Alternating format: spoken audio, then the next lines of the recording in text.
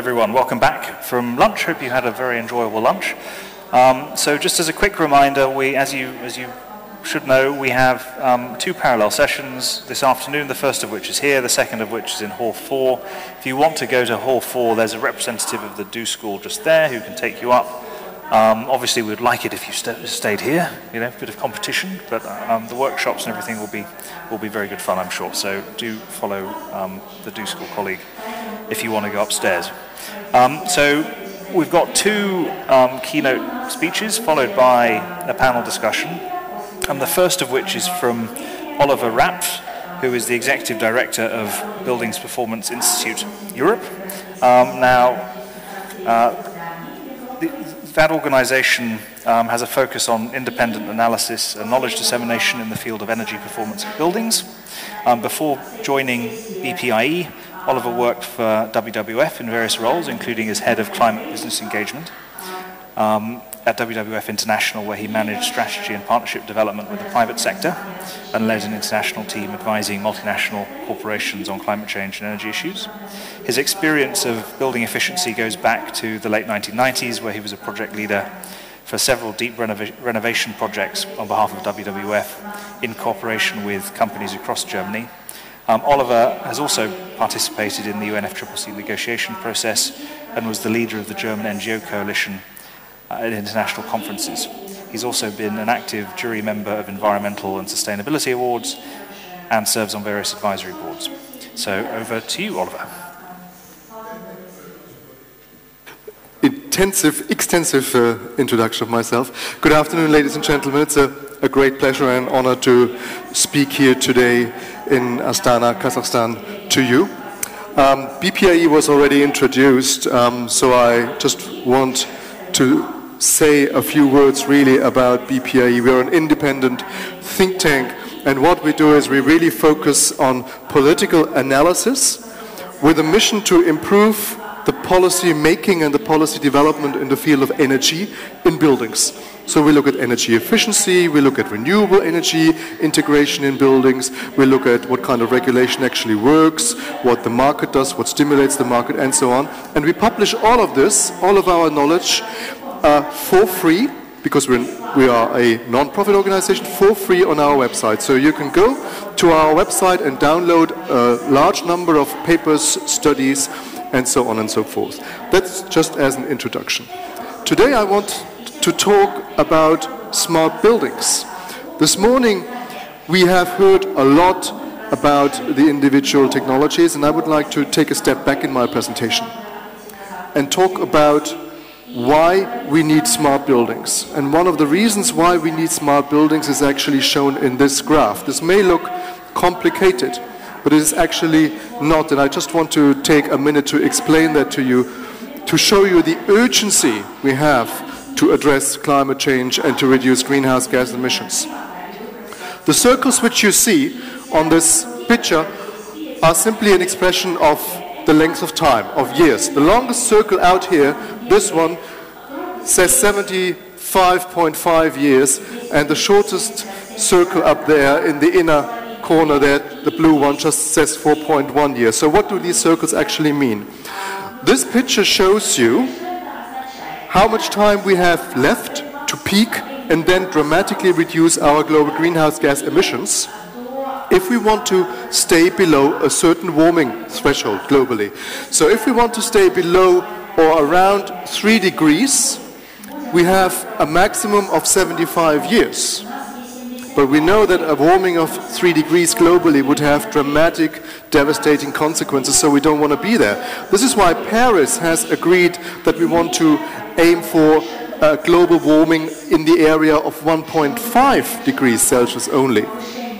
And if you then look at what this means in terms of years, if you want to have a likelihood to achieve this 1.5 degrees of 33%, so the likelihood is 33%, not very high, then we have 15.3 years left.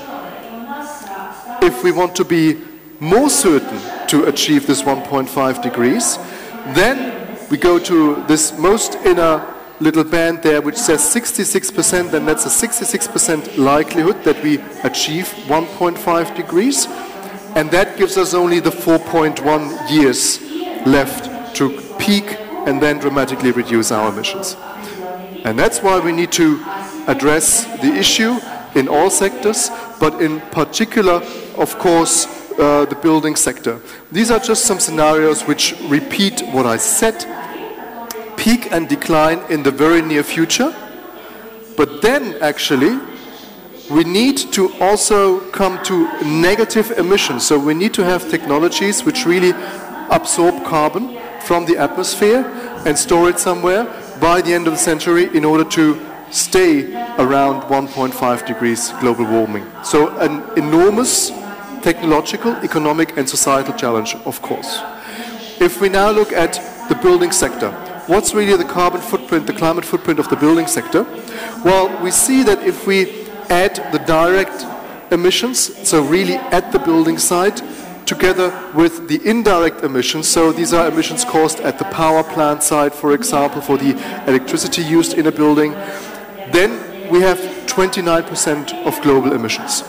But if we add the carbon footprint of the construction sector industry, the construction industry which provides building materials, then we add another 9%, and then we're almost at 40% of global emissions. And that's a lot, but the good news actually is that there are technologies and strategies in place which would allow us to reduce the energy consumption and the carbon content of the energy used in buildings dramatically in the very near future, so that we come to this peak and decline scenario I described earlier. So, what can we really do? Well, I think what we need to do in the built environment is to do three things. We need to move from centralized to decentralized energy production. We need to move from fossil fuel-based energy production to renewable energy production. We need to move from highly energy consuming to efficient and consumer-focused buildings. Now, none of these strategies will be news to you, and many speakers have repeated it before this morning, and that is more or less common knowledge. The question is, how do we really achieve that? If we look at buildings and how they are still perceived today, we see buildings normally as isolated products which consume a lot of energy. They consume electricity, they consume heat, they consume gas, and so on and so forth. They consume energy. But we also know that we have the technologies in place which allow us to integrate renewable energy much more than we do today. Photovoltaics, for example, but also geothermal energy technologies, solar thermal energy technologies, even micro wind turbines can be integrated into buildings. So a lot of technologies are there. And at the same time, we can turn buildings into being very proactive, demand-responsive entities which react to the energy supply system on the one hand, but also to the demands and the needs of the building occupant on the other hand. And buildings can play an enormously important role in providing the space for energy storage. We heard a lot about energy storage this morning.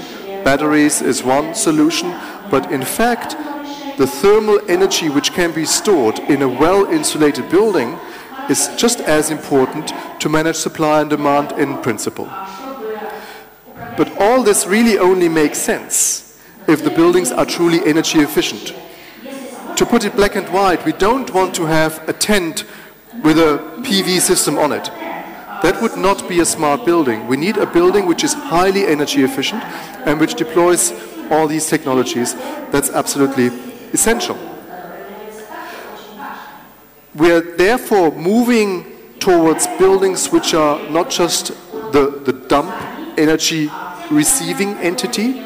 We're moving into buildings which are becoming micro energy hubs.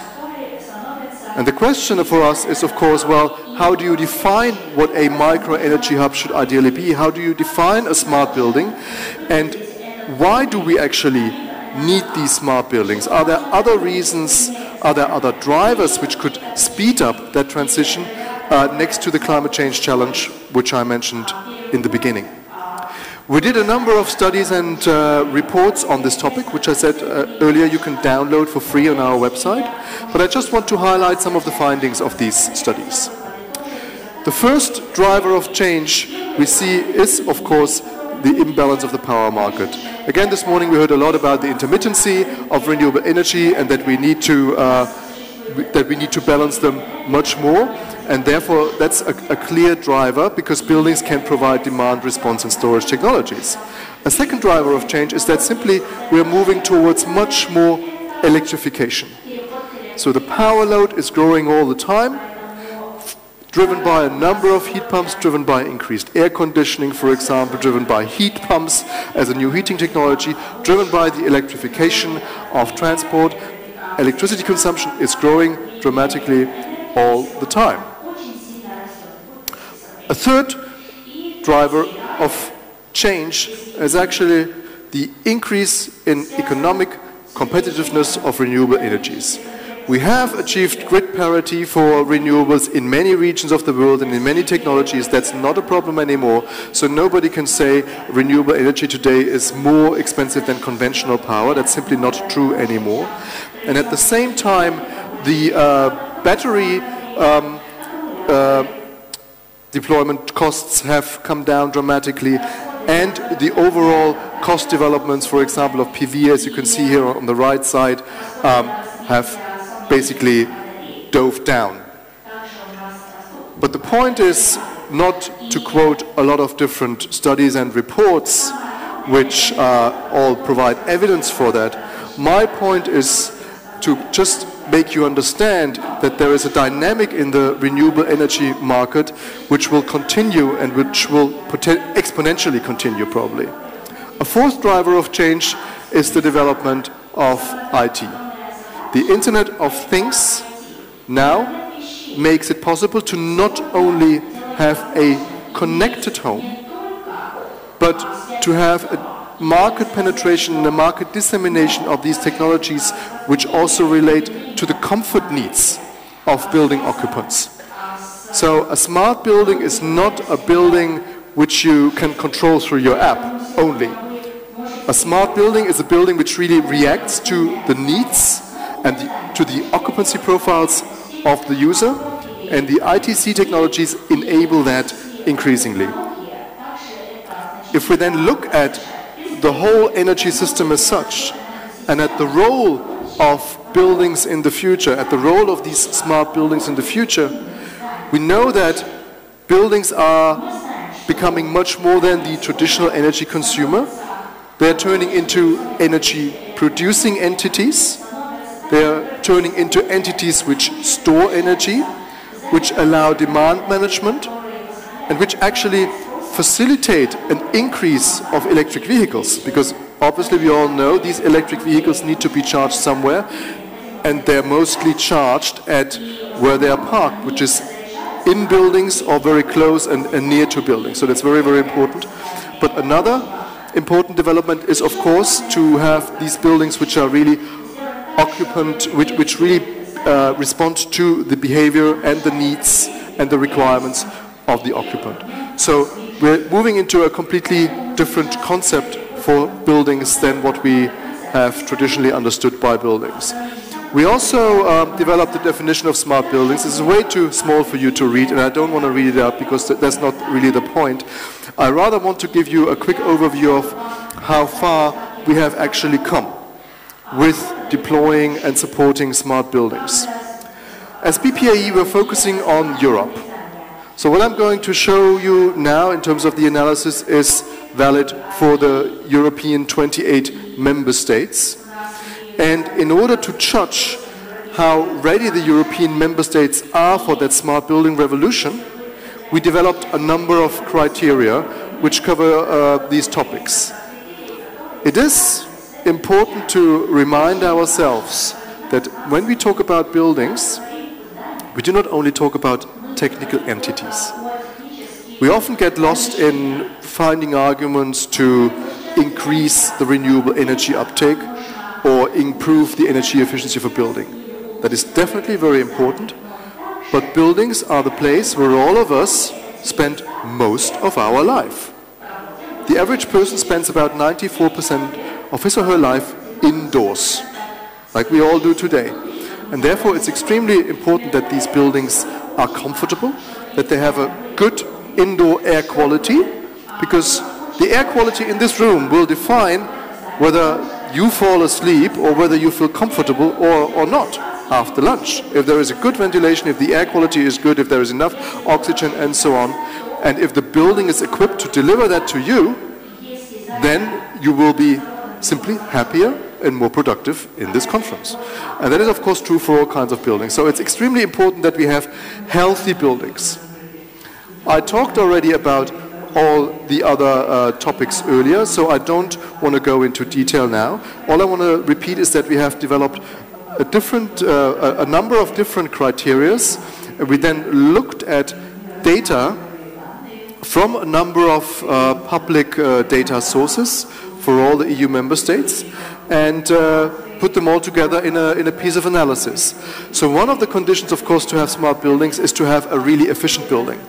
One of the criteria we used for that is to come to a judgment on the building envelope as such. Is the building envelope performing well? Are buildings well insulated in that country? And these maps simply show you how well insulated or how poorly insulated the buildings in the European countries are. And red simply means rather poorly insulated, and green means really well insulated, and the orangey colors are the values in between. Again, my point is not to come to a judgment on any particular country. My point is to give you an idea of where Europe as such stands. And as such, the European buildings on average are performing well on average. The most color you see on this map is orangey. There are green parts up in Scandinavia and in some of the Baltic states, which is really good, but there are also some not so well performing countries, obviously. But this building envelope criterion alone does not give you the full picture. It's equally important to ask, well, how much energy is a building really consuming? And there the picture is different from the left side. So you actually see that some of the Scandinavian countries, for example, in particular, Finland there on the right-hand top, but also the Baltic countries just underneath are red. So they consume a lot of energy. That's also driven by the climate, of course. But you also have countries in more moderate climates, for example here, Belgium, which is red. So you need to combine this with this. In this case, Belgium looks really bad on both sides. So Belgium seems to have a rather inefficient building stock. But we think that efficiency is one of the preconditions to have smart buildings. We also looked at the question of energy poverty. Energy poverty is a real problem still in Europe. It is estimated that about 10% of the European population is not able to heat their home adequately because they simply cannot afford the energy, and because the insulation and the energy performance of the building they live in as such is so bad that they cannot afford it. So we also need to make sure that this fuel poverty problem is eradicated by a comprehensive renovation of the building stock, in particular in those countries where it's in particular traumatic, and these countries are mainly in the south and in Eastern Europe, where a lot of renovation still needs to be done. Another important factor to judge is actually how much renewable energy is currently in the system in Europe, because smart buildings should provide and consume a lot of renewable energy. And again, the picture here is very different from country to country. I will go through these findings relatively quickly to have time later for a Q&A as well. And the question about demand response availability, so whether you as a homeowner can actually have technologies put into your house which allows you to consume energy, for example, only at certain points in time, when the electricity price is cheap, for example, is hardly there in Europe. Only France and the UK and again Finland have good regulation in place to support that, but most countries do not have that at this very moment. And a good indicator for that is actually the question whether smart meters are deployed. So smart meter is an electricity or an energy meter which really tells you a lot about the energy you consume in terms of when you consume it, for what you consume it, and so on, and one that communicates also with the utility to allow them to plan their energy supply and delivery better. Again, not a very convincing picture. So all of this led us to the conclusion, these criteria, but also more which we analyzed, is that in Europe, only 4 countries can be considered to be front runners when it comes to smart buildings. Not more, only 4 out of the 28. Oops. We have a middle field of 7 and 11 countries where some things are happening, but 6 countries are what we call slow starters. So that gives you a very mixed picture how ready Europe actually is for that smart energy revolution, and how ready Europe is for that challenge to turn buildings into micro energy hubs, which would then also react to this global climate change challenge. And the reason for that, just 3 reasons really, is, well, first of all, when it comes to the demand response activities, there is a very rigid regulatory framework in place in many European countries which actually prevents that, surprisingly. But there is no support for that. We also see a lack of investment in the building energy performance. And there is only a very recent market penetration of some of the newer technologies. Maybe that's not really a surprise, and that is also acceptable, because many of these technologies are very new. But we hope, of course, that the political environment and the regulatory framework in Europe will develop in a way that the future buildings will really be smart buildings. But the point I wanted to repeat again is that it's not only about these technical factors, it's also to make sure that the future buildings are intelligent and user-friendly and fulfilling the needs of the occupants. Because if we really achieve that, then the building sector, buildings as such, can enable a decrease of greenhouse gas emissions in the transport sector through supporting more electrification, through better and more proactive and interactive charging points. And it can enable a decrease of the greenhouse gas emissions and an increase of renewable energy in the power sector, because it allows the shaving of peak loads through demand management, it integrates renewable energy systems in the building itself, and so on and so forth. So there are a lot of benefits, which is for me one of the main drivers why we need to move towards smart buildings. And with that I want to conclude, and maybe we have 2 minutes or so for a few questions if you have them. Thank you very much for your attention.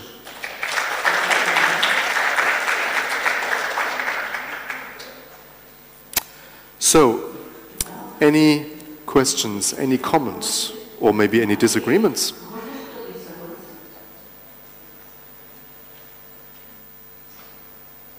No? Okay. Well, yeah. Ah. Okay. So if you need smart buildings, you need, in a lot of countries, a more centralized way of planning which appliances are used in those buildings. So that relates back to ownership of those appliances. So do you see a more, who's the person to address to manage all of these appliances and tools in the overall system that is the smart energy hub that you think is the smart building of the future? There's actually a big opportunity for a new business model, the business model of the aggregator and the service provider. And there are some innovative startups who provide these services already in a limited way to only a few customers. But to provide that service to a house owner, saying basically, well, look, here is a set of technologies. Let me into your house, I will put them in there, I will guarantee that they function, I will interact with the utility, and you as a house owner will in the end have a more comfortable home and a lower energy bill, and a lower climate change footprint. Yeah? So these business models are in development. As I said, there are innovative startups who offer that, and that is also one of the drivers which we see, that it's not just about asking the incumbents to be innovative. The incumbents, the conventional utilities, for example, will have to feel the pressure from innovative startups in order to make this also into a mainstream business model. Thank you. There was another question in the front.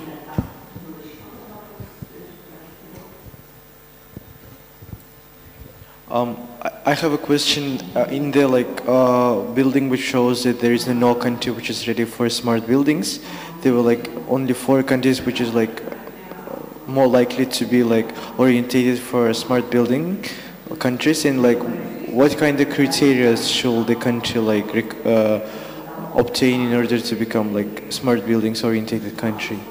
What kind of criteria did we use? It was this one slide through which I went very quickly, so you didn't really have... Can we have the presentation back? Is that possible? Thank you very much. I'll just go quickly back. We used a number of criteria, all of those here on the list. So we basically wanted to judge the efficiency levels and the health levels of buildings with these up here, the energy performance of the building stock, the healthy living and working environment. Then with the renewable energy uptake, we know to what degree PV, for example, the market penetration of PV and so on and so forth. So I went only through some of the results in my presentation, but we have a report on our website published where the methodology and all the criteria are individually listed, and the results for the individual country for each criteria is also listed, so that you can understand how we came to that conclusion, which I summarized in the end, where only 4 countries are front runners. But that is a status quo at the moment. It's a snapshot of the situation right now. This situation can look dramatically different in a year or 2 from now, right? But we wanted to get an understanding on where we actually stand, because there is a lot of sometimes hype and enthusiastic discussion. Yes, we need to move towards smart buildings, and it's kind of a buzzword, but nobody has really defined what a smart building actually is and what kind of requirements are necessary to really, have a smart building stock as such. But please feel free to go to our website, bpae.eu. You'll find that study and more studies on the smart buildings topic. Okay, and there was 2 more questions in the back. Okay, good. The last 2, Ben tells me. Thank you very much for a very interesting presentation. You have very interesting data about European countries, but I wonder if you have any information about the Central Asian countries, Russia, because I think this issue is very pressing here, and it's really great to hear your opinion about this. Thank you. The simple answer, which I regret, is no, because we haven't done this analysis for these countries. But one could simply apply this methodology, and well, first of all, it's a question, is that data available in the countries you want to look at? But even with parts of the data, you can of course come to a conclusion. But unfortunately, we did not do that. But maybe we can have a coffee break discussion how we can make such an analysis happen for Russia or Kazakhstan or any other countries you might be interested in. And then the last question, please. Okay, I'll try to make this quick. One concern that I have is about social housing. I'm from the UK. We just had a very high-profile fire in one of our social housing estates. £6 million were spent on cladding and insulation for that tower, and yet, for example, a sprinkler system which would have cost a few £100,000 wasn't taken on. So that's the richest local authority in the country. They're not joining the dots up here in social housing, and I'm wondering if we're having failings in some of the richer countries in social housing, what is the pathway to improving this in social housing? Yeah, well, we actually work a lot with the European Association of Social Housing. And I know that many of their members are really very, very interested in promoting highly efficient and smart buildings, because they also see the benefits for the occupants. It's one of the main strategies to fight energy poverty, fight fuel poverty. And I think there are many people who connect the dots. It's very unfortunate what happened in London, of course, and I think the jury is still out what really caused this tragedy. But I think that should not be standard. It's not standard even in the social housing community. There are many companies in that field who are very, very much engaged in that topic. But maybe also an offline coffee break conversation or over dinner. Okay. So thank you very much for your interest and your questions. Thank you. Great. Thank you, Oliver, for that really impressive speech. And to underline, there are examples of best practice. There's a huge amount of resource out there, a lot of it on the BPIE website, so you should consult that resource when you're thinking about energy efficiency solutions in your building stock, wherever you are from. So we've got another keynote now, and for the next couple of sessions, the formal partner for those sessions is the Do School, who are also doing this workshop in Hall 4. And as I understand it, they have worked together with the organisers to shape the panels and select the speakers and everything. So I just wanted to let you know about that connection. And the keynote speaker is Michael Norton, who is the founder and honorary director of the Centre for Innovation in Voluntary Action. The title of his speech is Let's Change the World. Michael founded CIVA in 1995. He also is the founder of the Asia Environmental Innovation Forum, which is an annual international gathering held in Shenzhen in China, which discusses important environmental issues, including topics of renewable energy and future energy use. And as I understand it from him, that's closely aligned with philanthropy in China. So Michael can also provide some interesting China insights. But over to you, Michael.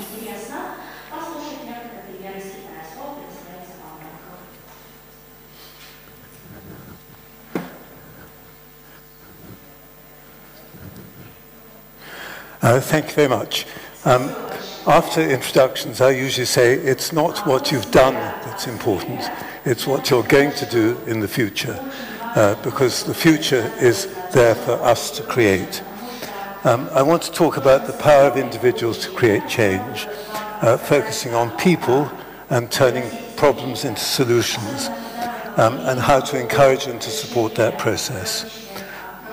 It's more based on environmental issues than energy issues, but everything I say has parallels for the energy sector as well.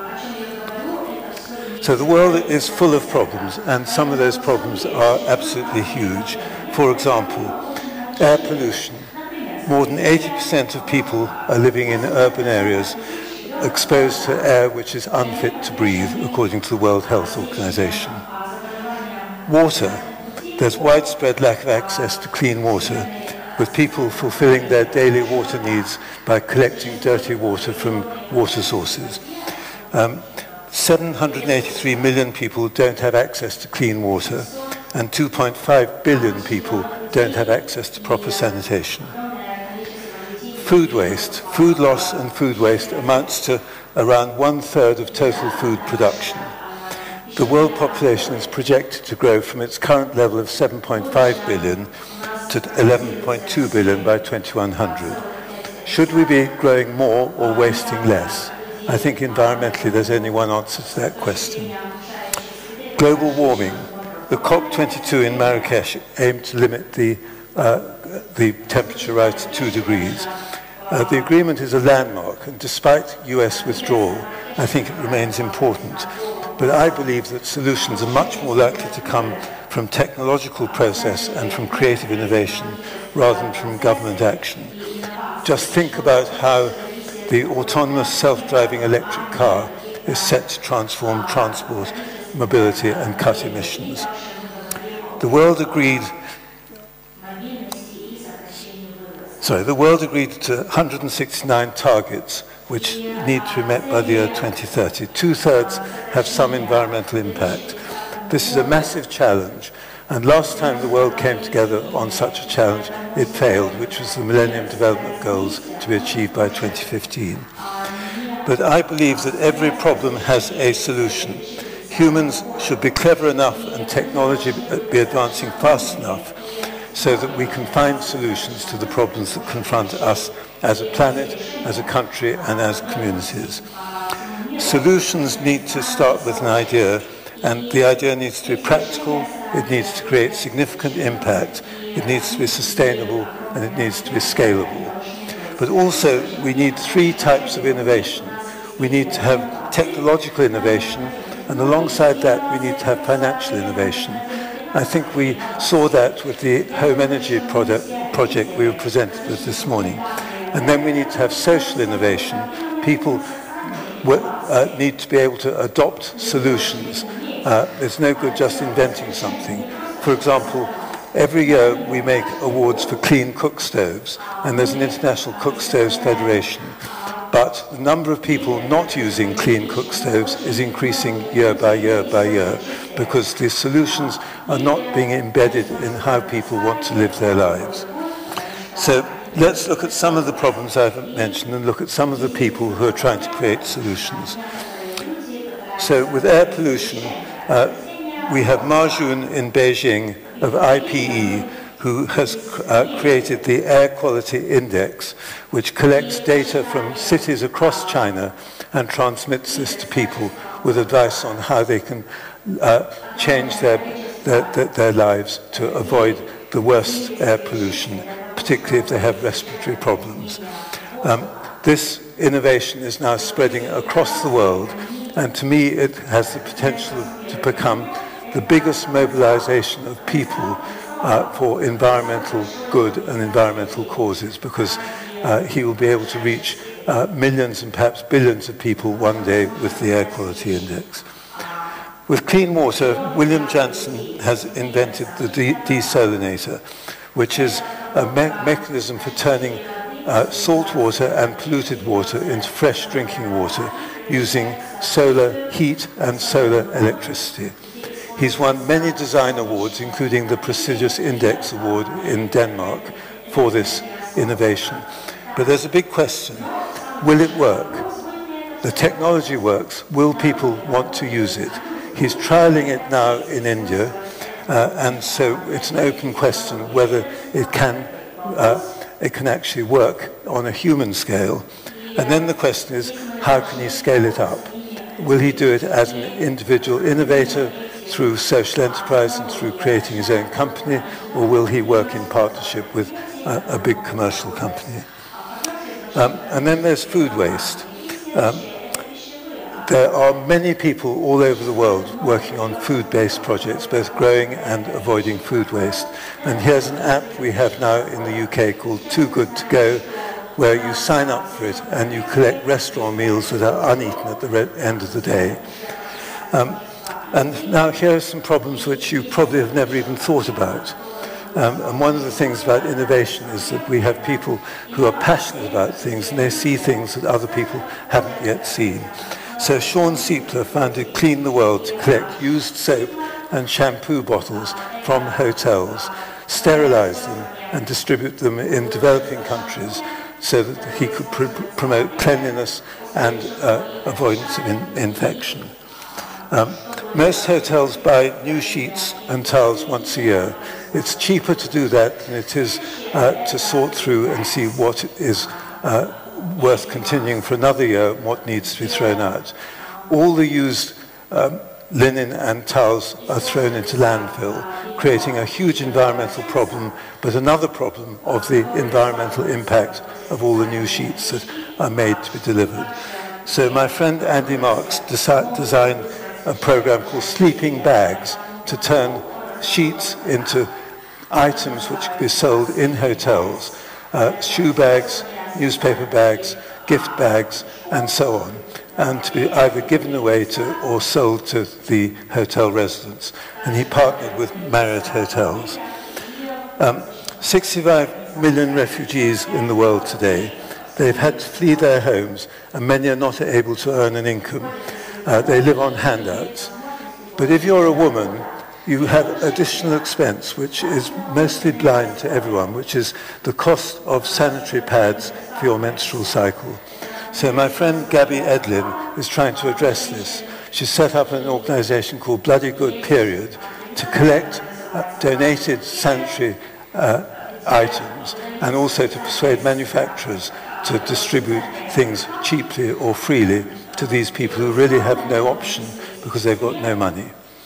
And then we've got Shi Keman from China, who spoke at our last Asia Environmental Forum, who's developed reusable sanitary pads because she believes the amount of waste being produced by one woman in 1 year is a horrendous amount, and that we should be moving from disposable sanitary products to reusable sanitary products. And actually the same thing is beginning to happen with babies' nappies.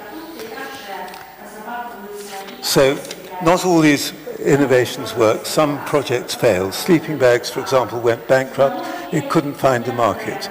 But the point is, the biggest failure is to do nothing. The biggest failure is to not get started, to have your idea and do nothing with it. So all the people I've talked about have seen a problem and felt that they could create a solution. And they were determined and they were ambitious, and they wanted to create solutions for the whole world. And the key steps were to come up with an idea and then to get started and to learn as you go along. There are increasing numbers of courses trying to teach social enterprise, but I believe that social entrepreneurs learn through doing, and the biggest step is just to get started. A good idea is only a good idea if you do something with it. If you do nothing with it, it's just an idea. So here's a good idea which never got started, which was my idea, and I'm a failure because of that. So I read a wonderful book called Time to Eat the Dog. It was written by 2 New Zealand environmentalists, and it claimed that keeping pets was one of the biggest environmental impacts that you could make in your life. And by giving up pets, you could do a great deal to save the environment. So they recommended 3 things. The first was to downsize your pet to a smaller pet. The second was to change your pet from a meat-eating pet to a vegetarian pet. And the third idea was to keep an edible pet, such as a goldfish. What was quite interesting about this is that it gives you a new perspective on global warming, on carbon emissions, and what to do.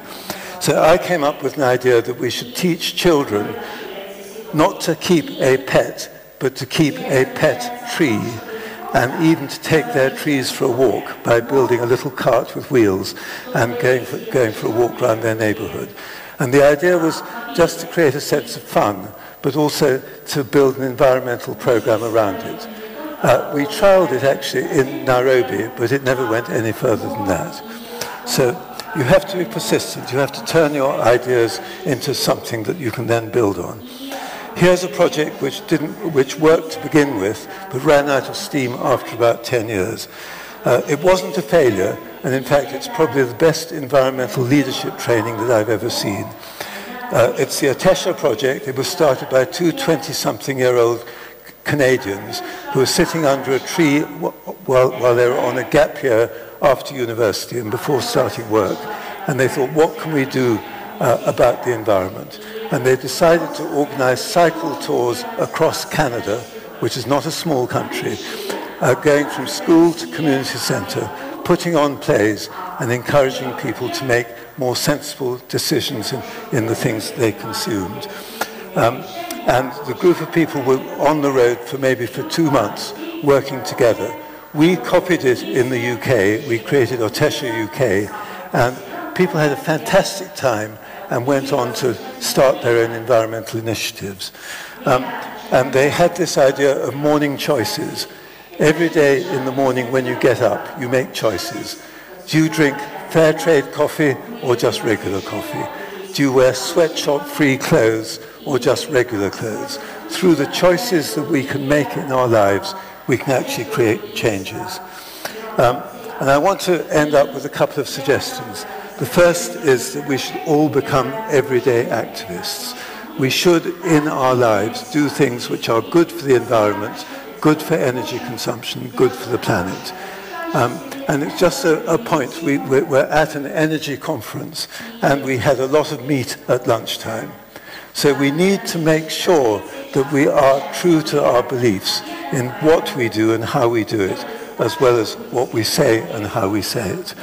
I wrote a book which was published all around the world called 365 Ways to Change the World, and it suggested one thing that you could do each day to address one big issue, a little thing that you could do. And the premise was that lots of people doing lots of little things together can create a huge change. Interestingly, the biggest selling edition was the Chinese edition. So the idea of promoting consumer and social activism in China, it actually works. My second suggestion is that we want to encourage more people to become social entrepreneurs.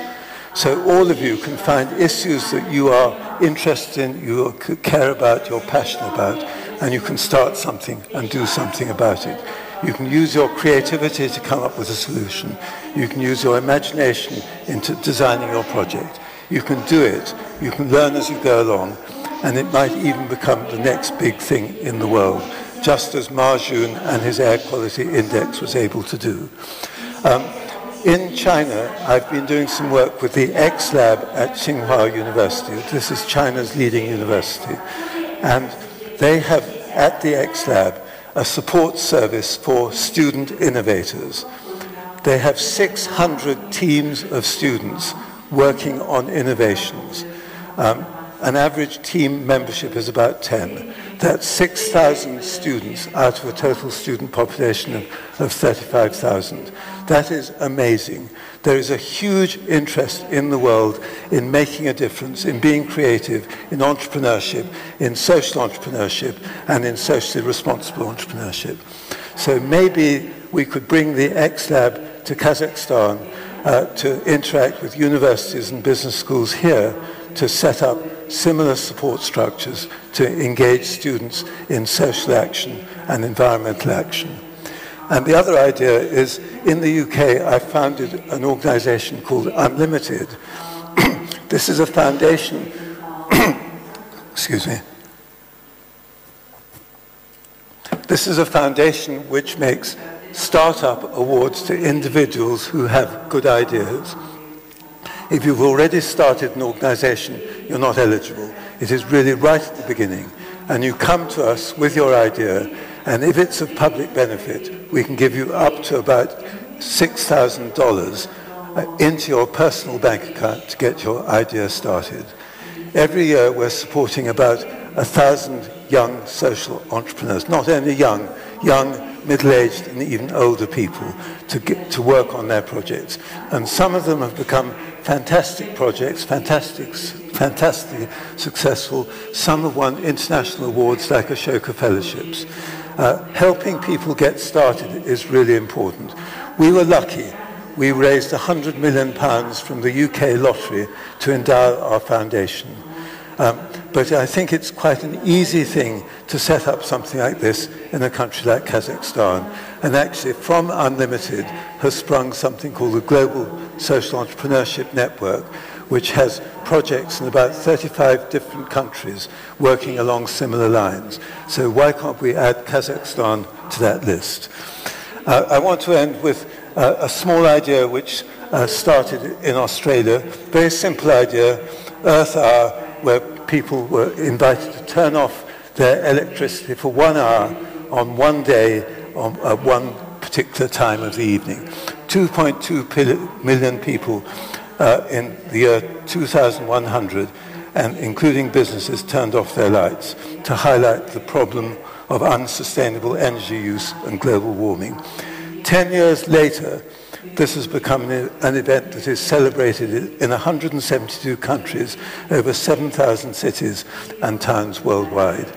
I was in Shenzhen this year for Earth Hour, at one of the premier attractions in Shenzhen, and suddenly it all went black.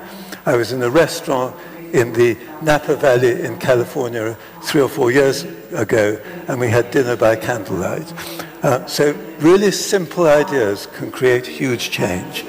And these are my final words to you, which are words which I used to tell my children. Just do it, and do it now. We can't waste time. Between us, we must have the creative potential to make a better world. We shouldn't just look at problems and say, oh, they're problems. We should see what we can do about those problems. And by doing something, we are already creating change. If we succeed, we're creating more change. And if we succeed, grow and spread like Earth Hour, we're creating huge change. So thank you and have fun.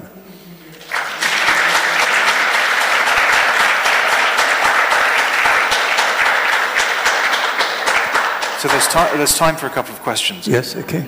2 questions. So questions, please.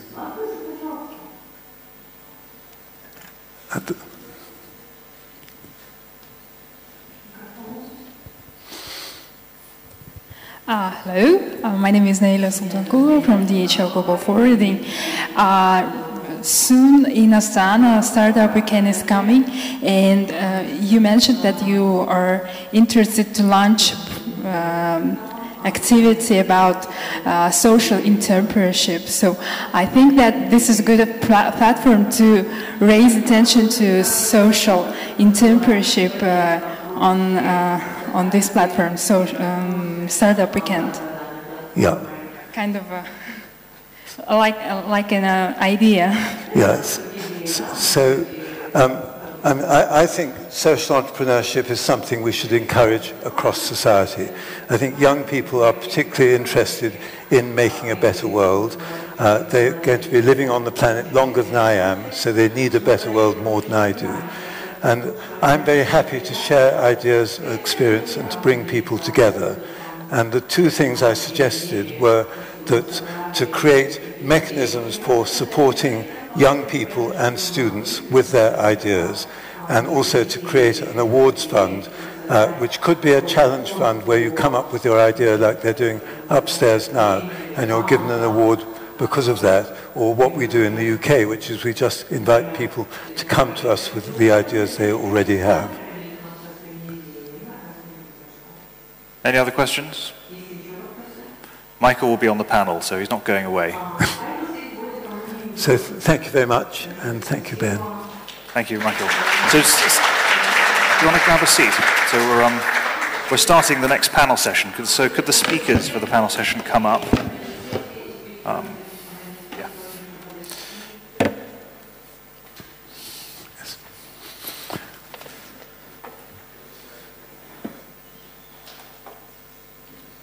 Great, okay. So we've got 2 sessions now. The first one is focused on the role of social enterprises in sustainability and the future of energy. And the second is about the role of large corporations in solving those same problems. So obviously related questions, but looking at how different bits of society can organize to solve the same problems. And so with the panel today, we've got a series of distinguished people who are going to comment on these questions. And I'm going to ask each of them to just introduce themselves in a minute or 2. And then I'll ask some questions and we'll have a bit of a discussion. We'll take questions and comments from the audience as well. In addition to a brief introduction to yourself, I'd also like you to just comment on how you define social entrepreneurship and social enterprises. So I think getting that definition right will be helpful for the rest of the conversation. So could you perhaps start? Is it working? Yes. I thank you very much for having invited me to do school and Triad and be part of this forum. I am Thais Corral. I come from Brazil. I call myself a social entrepreneur, but also a social innovator, or whatever, just there to embrace what can be done and be a resource mobilization. I have been working in this area as a not-for-profit. I created 3 of them, 1 international and 2 in Brazil for the last 30 years, and that's me. And the social enterprise and social innovation is after, or shall I answer that now? Do it now, yeah. Now? Okay. So for me, social enterprise is really what all enterprises should be, because for many years we kind of took the idea of a company, was that you took the externalities out And I think that the social enterprise is really the enterprise of the future, in which everything is taken into consideration, the environmental, the social, and integrated in a business solution. Great, thank you. Yes. Do you want to give it a go for the definition? Yeah, can I just give my own definition? There are three processes. Social innovation is coming up with a creative idea. Social entrepreneurship is doing something with that idea and trying to turn it into something.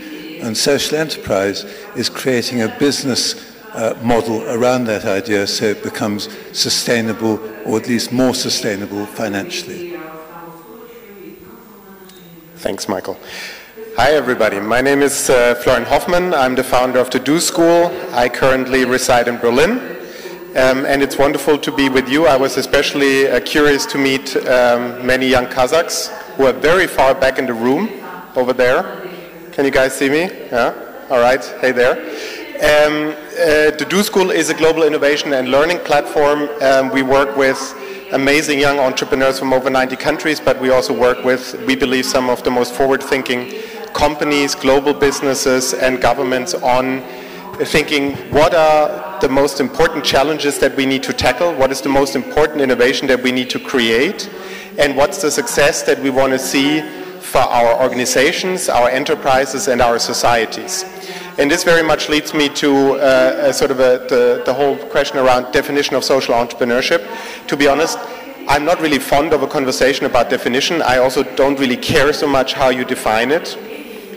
What I think is the most important bit, no matter whether you talk about enterprise, business, social innovation, is I believe those people and those organizations are going to be the most successful ones in the future, are those that are going to be able to show that they can create return, so they can create success, as Richard earlier said, for the business, and at the same time have a purpose in society and create something that's of relevance for society.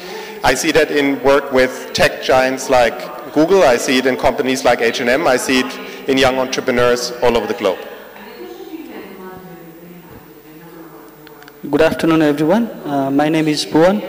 I'm from Nepal, and I run a company called EcoPrize in Nepal. We are a social enterprise which designs and installs solar sustainable energy solutions. Right now we are working on solar pumps and solar mills, which are mostly useful for smallholder farmers who do not have huge access to capital and also access to technology. So we are trying to help them with financing and designing right kind of technologies that would be required for irrigation. And yes, talking about social enterprise, I think every business has some kind of social impact, but social enterprises should have both social and environmental impact. Every business makes profit, but social enterprises should have make some contribute to society. At the same time, it should also ensure that there is no environmental impact or negative environmental impact due to their activity. So I think that should balance out when we call a social enterprise.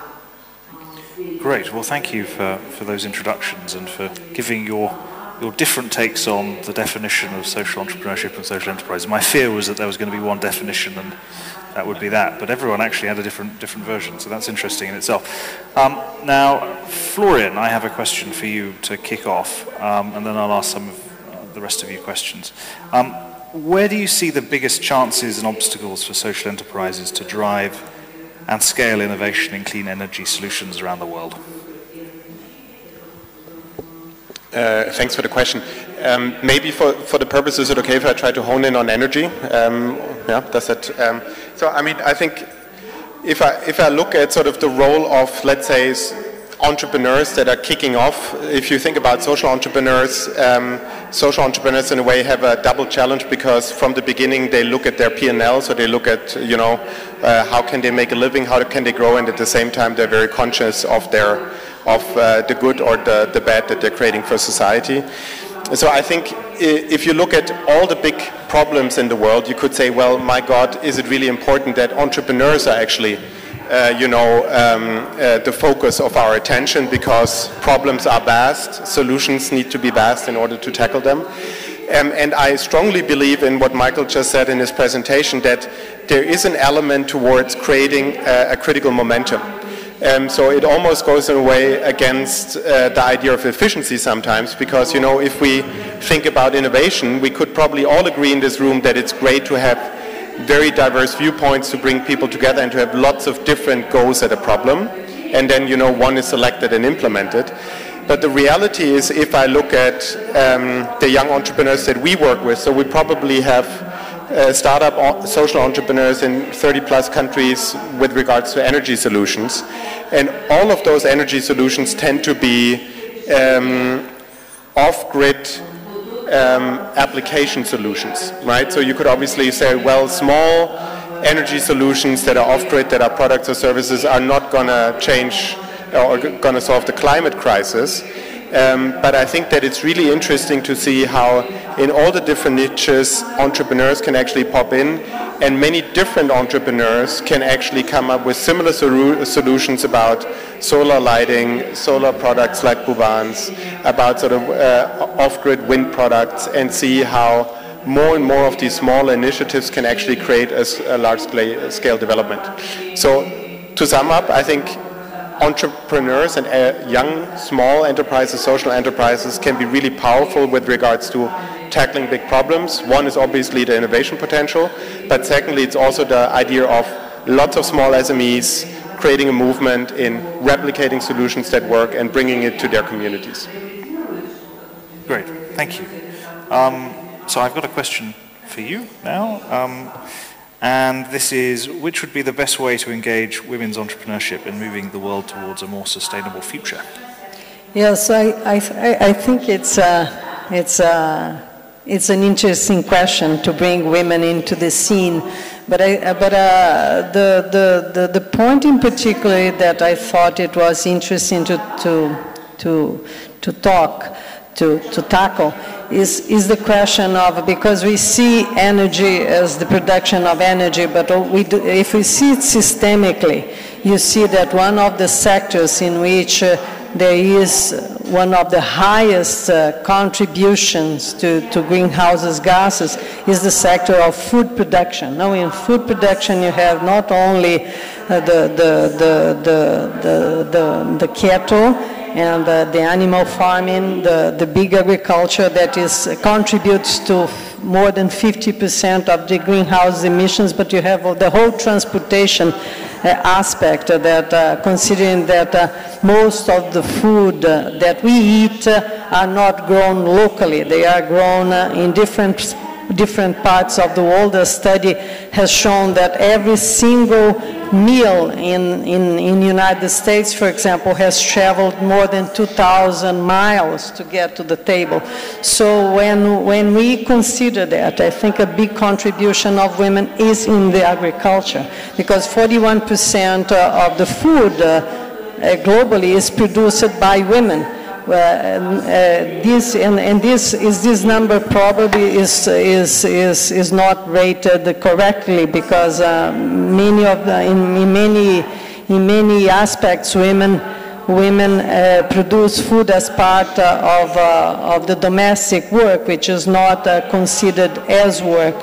So I think the contribution of women, and this is giving women a higher role, promoting women in the whole production of local food, which is kind of food, from food chains to food systems, in which you will kind of grown food more locally, more healthy food, and improving in the whole food production sector, in the whole agriculture sector, the contribution to greenhouse emissions, and giving women land, credit, and training, which we know are in the Sustainable Development Goals and many claims through the UN, all the UN platforms. So it's connecting the two aspects. So just a quick follow-up question on the issue of of sexism and empowering women in this context. I mean, are women underrepresented in social entrepreneurship? Women? I think they are. They could be more, but sometimes what we call social entrepreneurship, because women are entrepreneurs in so many aspects, but in many cases they are not labeled or presented them as such. But just to say, in the food sector, in the agriculture sector, if you give, when women claim independence, immediately they start a food business, you know, by processing food as street sellers, as in small villages. Maybe this is not considered social entrepreneurship, but for me it is. It just has to be better supported as such. You know, if you understand in terms of the global scene what it could represent, you would also improve it and support it better. So specifically in agriculture, what are the things that we should do as societies to empower women participate in social entrepreneurship in agriculture? Well, we have a lot of global platforms that talk about that, but I think empowering local systems, local food systems, local agriculture would be the best way to empower women, because most of 41% of agriculture is on the hands of women. Great, thank you. Now, Buwan, it'd be good to hear from you now. I've got a question for you. How could social enterprises contribute to us attaining the SDGs related to energy? I think social enterprise are like best position to tackle the challenges related to clean energy in terms of SDGs, because most of the social enterprises work directly with communities. Those do not have access to clean energy. And from our experiences in Nepal, since we started in 2010, we have been continuously innovating in terms of the solutions that we are providing to different communities. When we started with small solar lighting solutions, but then gradually when the demand or requirement of community or our customers increased, we shifted to solar rooftops, solar electricity, which could run like televisions, computers. And since last year we have been trying to design solutions for farmers which can help them to be more productive. So we have been designing solar pumps, solar mills, so that people can use energy to more productive activities. So from that experience of last 7 years, what I can say is if you want to social enterprises want to work with in terms of designing, helping in sustainability, and then helping also to reach SDGs, they have to take care of 4 different things. One would be awareness, because social enterprises work directly with communities, and they are in best position to raise awareness about different kinds of solutions and technologies to communities, because it's not possible for someone manufacturer from China or India or anywhere in the world to go to the community and start raising awareness about those technologies. These social enterprises should do that. The other thing would be make these technologies accessible, because most of the time, especially in countries like ours, Nepal, or in any developing countries, you can see there are lots of solutions, but these solutions are not accessible for the people who meant to use them, because they need to because there is no such range of there is no shop where they can go and buy them, or they don't have any information about such technologies. So if it's made accessible for them, then people would use it more, then they can understand the value of such technologies. The other part would be accessibility, because appropriate technologies let's say if you design something from Germany or US, that may not be suitable for a person from developing world, because the way we see world is different in developing countries. Let's say before this also the former speaker mentioned about Earth Hour. For developed countries, Earth Hour is a big thing, because you have lights, so you want to contribute by celebrating it or closing light for 1 hour. But for countries like ours, there is no light at all. So for us, it's like, how can we provide 1 hour of light for all of the citizens in Nepal? So there are completely different ways of tackling these things. So I think we need to see in different ways how we can tackle the solutions. Great. So actually, it's interesting you mentioned Earth Hour, because Michael, I thought this, I think this, and I know other people think this. They look at Earth Hour and they go, this is a complete waste of time. It's not making the world a better place at all.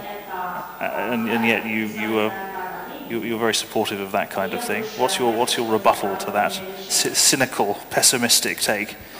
Well, I think the mindset is really important. That if you become aware of things, there's a chance you might go on and do things. So the idea behind my book on changing the world was, if you do something little today, you might do something bigger tomorrow, and the next day you might actually start a social enterprise. There's a progression, and I think we've got to do everything. We've got to encourage people to see the world differently. And Earth Hour was just a bit of fun, really. It got taken over by WWF, and it's now become part of a sort of major promotional initiative. But it started from the heart by a group of people who wanted to do something, and they wanted to encourage their fellow Australians to see the world differently. And I think the most iconic thing they did was turn off the lights on Sydney Harbour Bridge and the Sydney Opera House, so it became a real statement by people and their government that there was an issue here that needed tackling.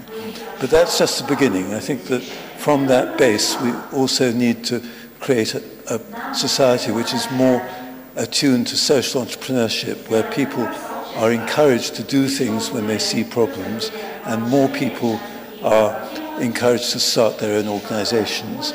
And I think that one of the things we can also do is to encourage people who've done things to go out and inspire other people to go and start to do things. Yeah. So I'd like, it's not just these, if you like, cheap promotional events that are important. Live Aid didn't solve world poverty. Live Aid helped people understand world poverty, and then it's up to us then to build on that, to create from that something that will engage many more people in doing something about it. Yeah, quite right. Okay, I'm going to open it up now to questions or comments from the audience. Are there any? Oliver? Is there a microphone anywhere?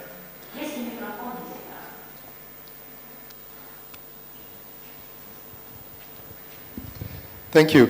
I'm always impressed by the innovation which really happened in the social enterprise community. But I always ask myself the question, well, how do we make sure that these innovations become really mainstream solutions? Because I often have the impression that they stay in a small community, they occupy niche markets, but they never are taken on and then really promoted and made big by the big multinational corporations. Do you have any ideas, or can you confirm or maybe rather counter that experience? Thank you. Yeah, Florian, go for it. The question of mainstreaming, and also I think the point about it being niche and also a community that talks to itself. Better now. Thanks for that question. I really sympathize with it, and I think, in a way, if you think about social enterprise solution, social innovation solution, staying small is almost a little bit like in the tech startup sector, all these startups that start up and then fail and go away again, right? So I think there is this world, and I think there's now, for the last 5 years, there's a different world. It's been transcended in a way that I think is quite exciting. And that's certainly the core of the universe we live in, or the work that we do. And I think that new paradigm is the understanding that there is tremendous innovation potential in social innovation, in social enterprise, however you want to call it. And we realize that consumers all around the world are on a daily basis confronted by the problems that are were formerly more dealt with in a social enterprise environment. And so I think the questions become very much interesting to large organizations, to big corporates, and to the Fortune 500. And I think so far what's happening now is that this division between small-scale social entrepreneurs and large corporates or governmental actors luckily go away a little bit. And what is replaced is sort of one of the words that we use is something that's called good business, right? This idea that if you want to do really good business now and in the future, and if you want to get your organization ready to face the future and face changing market demands, you need to be able to argue how products and services are actually beneficial for your P&L, so your financial bottom line, and what kind of social good they're creating. And I think that it seems to me, at least with the big companies that I'm talking to, that knowledge permeates more and more of their thinking, especially sort of on the C-level decision-making level. And they also realize that they therefore need access to these social entrepreneurs, to these social innovators, because that's where a lot of the innovation can actually stem from.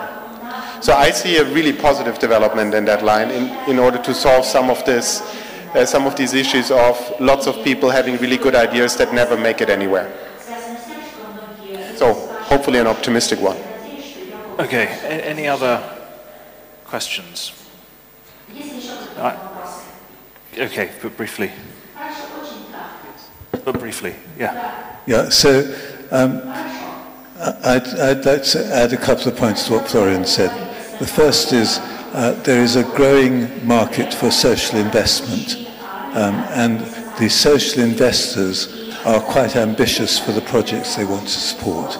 So there are now emerging pathways from small ideas to become bigger ideas and well-established ideas with a much sounder financial backing. And this is all around the world. So just for example, in China, there's been an explosion of street bicycles fueled by two major companies investing hundreds of millions of dollars in trying to create cycle systems for cities in China. And the second thing is what Florian's talked about, which is good business and what I call business for good. I'd like to see the social innovators start their projects, and then they come to a point where they decide whether they're going to scale it up themselves or whether they're going to work in partnership with something bigger. And I'd also like to see business adopt similar principles to social entrepreneurs, which is to measure the social impact of what they do along with the financial returns. And I think that the idea that business for good could be good for business is a really interesting one. I think we saw illustrated by the Covestra example of how one company was using those two bits of business and social innovation and bringing them together. We're seeing other examples in the world. For example, Danone, their US subsidiary is a public benefit corporation. So it's in essence, they've set up a social enterprise in the United States for all of Danone's business activities in the USA.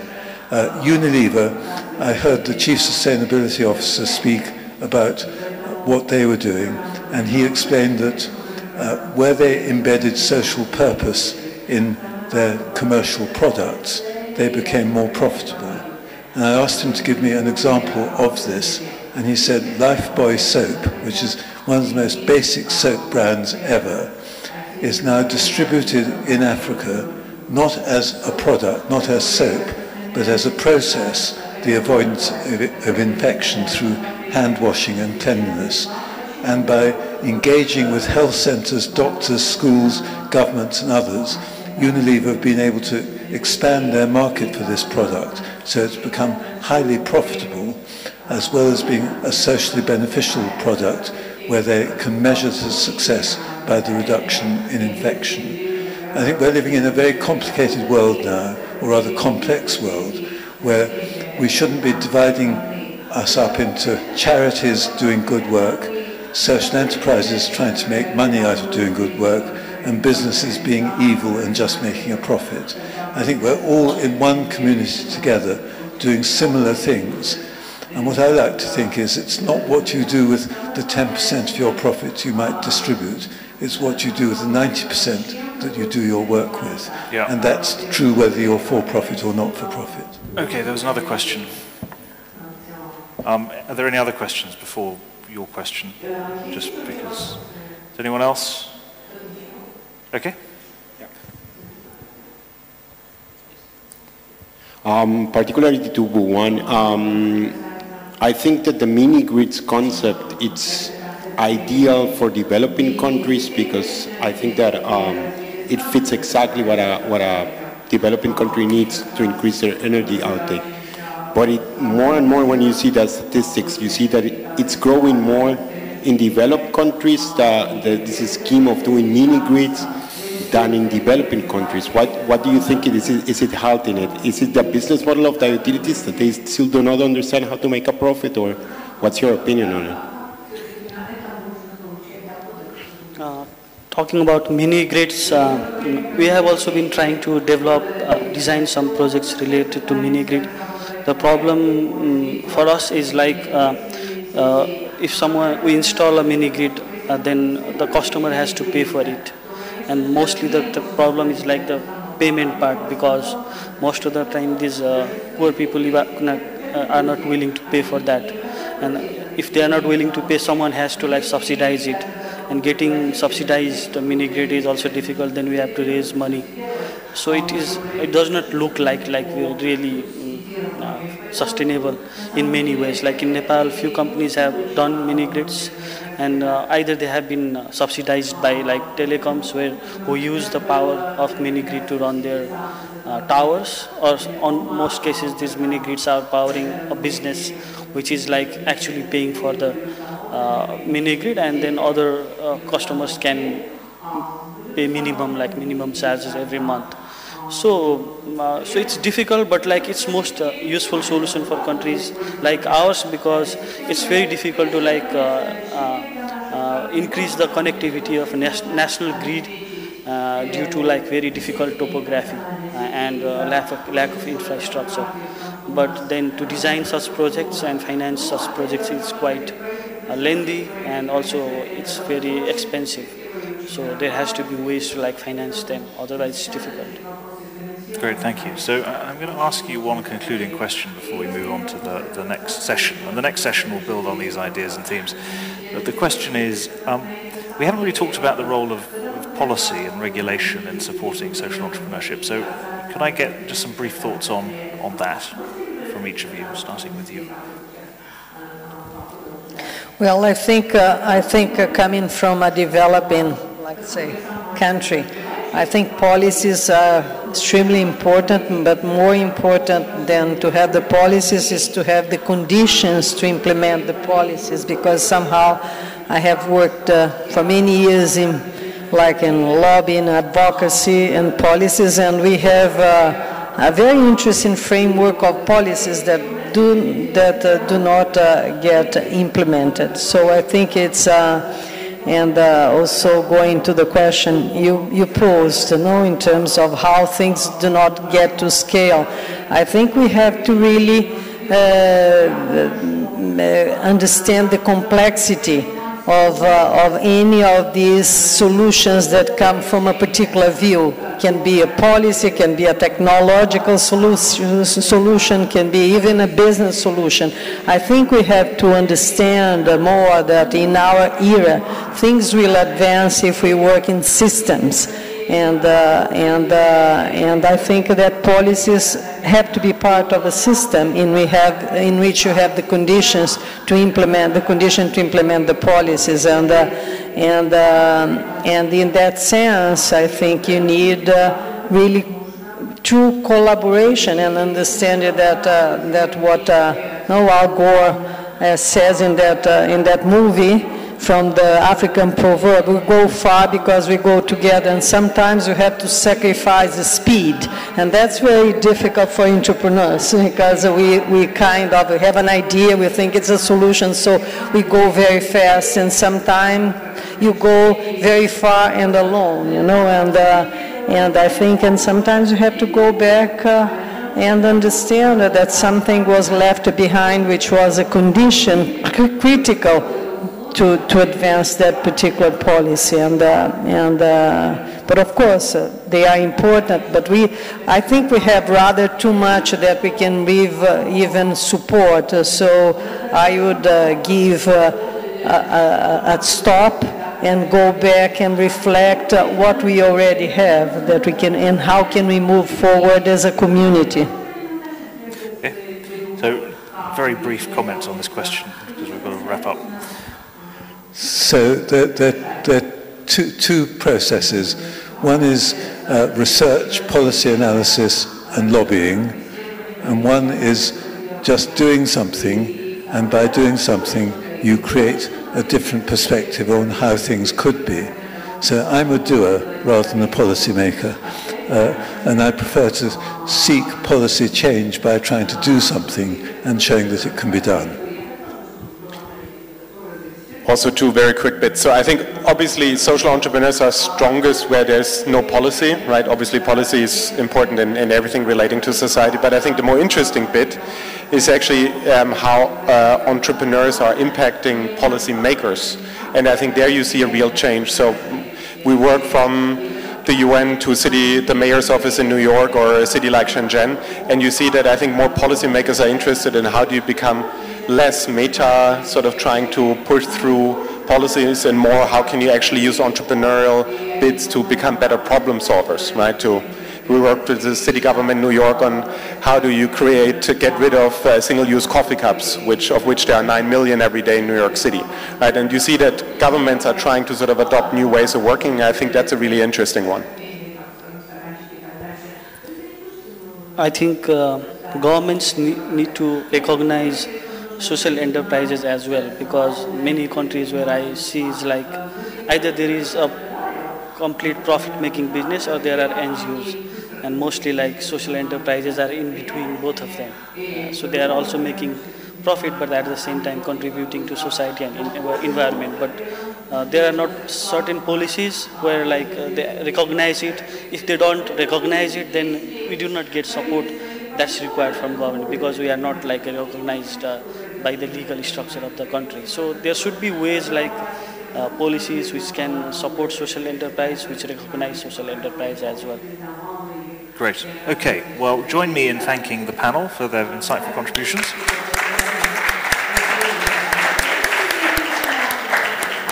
Plenty to think about, and as I say, we'll continue the themes now with the next panel. So can I welcome the next panelists up, take their seats.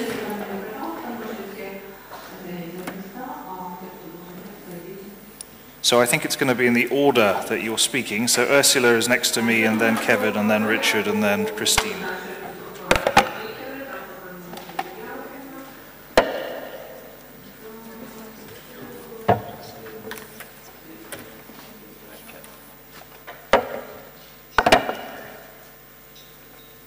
Hi. Okay, so seamless transition. And given that the themes are broadly the same, but we're looking at large corporations now, and of course these aren't just to prevent people from saying this. You know, obviously it's not mutually exclusive, and I think that was a key point from the first panel, that large corporations can demonstrate social entrepreneurship, can be social enterprises as well. But as with the first panel, I'd like to hear a bit about, just if you could give a brief introduction to yourself, what you're doing, and then we'll have some questions. Okay, thank you very much. Hello to everyone. Thank you very much for the invitation by Do School. Thank you very much to being here. I'm working for Deutsche Bahn. It's a logistic and train company. It's all about mobility and logistics, not only in Germany, also in Europe and worldwide, with Schenker as the logistic part of Deutsche Bahn. And I'm responsible for HR development, especially for the leaders, that means the top management, also responsible for all about education, knowledge, that means for our corporate university, as well as for the training from the people who work in the infrastructure up to our CEO and to all the top managers worldwide. And my topic at the moment is how can we transform in time of digitalization this big company. We have around about 320,000 employees worldwide, overall nations, so it's also an intercultural problem and a problem of countries which are more or less development. So this is my topic at the moment, how can we transform the leaders and the company. Thank you. Good afternoon. My name is Kevin O'Donovan. I'm Irish, I live in France, and I apologize to the translators for my accent, and I'll start getting faster later on, so I'll give them some trouble. For the last 13 years, I've been the worldwide sales director for Intel Corporation into the energy vertical. I actually finished up in Intel at the end of June, but for the last 10 years, what I'd like to share with you this afternoon is how we looked at what became known as kind of the triple bottom line. So how do we do things not just for money, but how do we do things for social environment? And how does that make us, I think the new term I heard was good business. And how we went out to customers, consumers and business and tried to understand what worked for them.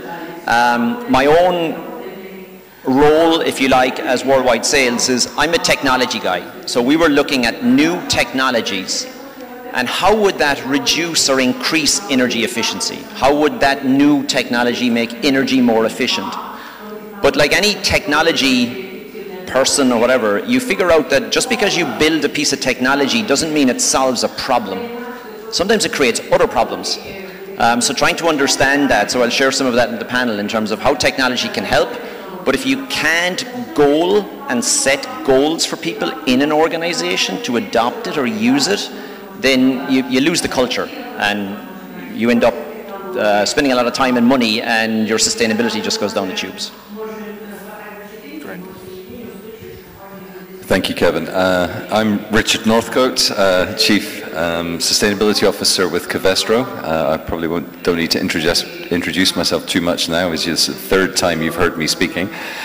But one thing I didn't say earlier, and when I talked about the people, planet, profit principle, or the triple bottom line principle, was that within the targets that we've set ourselves, our non-financial targets, sustainability targets, we have one target which really reaches out on the societal level. And that is to use the technology that we develop to reach 10 million people in the underserved markets or at the base of the social pyramid by 2025. Because we believe that if poor farmers or the poorest in societies, whether that be in Central Asia, whether it be in Indian subcontinent, Southeast Asia, South America, Africa, if they have access to some of this technology, we believe that they can start to really work their ways out of poverty. Now, we're not doing this from a donations point of view or a corporate social responsibility point of view.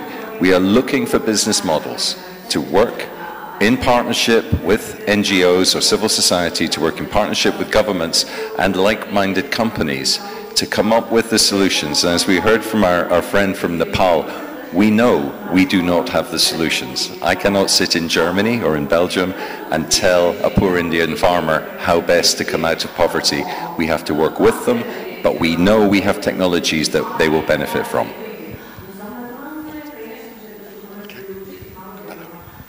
All right, and hi everyone, I am Christine. I'm currently a Sustainable Packaging Program Manager at Cisco Systems.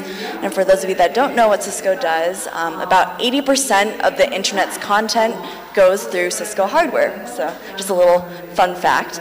I'm also a Do School alumni, and outside of work, I blog about sustainable and simple living, and I also live a zero waste lifestyle. Wow, okay, I want to find out more about that. Yeah.